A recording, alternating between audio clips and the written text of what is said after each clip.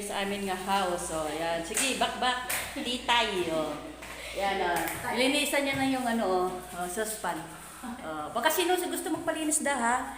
Kahit si Madam o Pilipino, pwede. Orderin nyo lang kami, hanapin nyo lang kami dito sa Bawade. O, yan present daw, model. O, yan, sige, bakbak. O, wala na yan mamaya, lakas. O, yan, malinis ng namin. O, kasi ginkis-kis namin yung pader. Ang pader, ginkis-kis namin para maganda. Para kumuti, di ba? May halaman pa kami, buhay.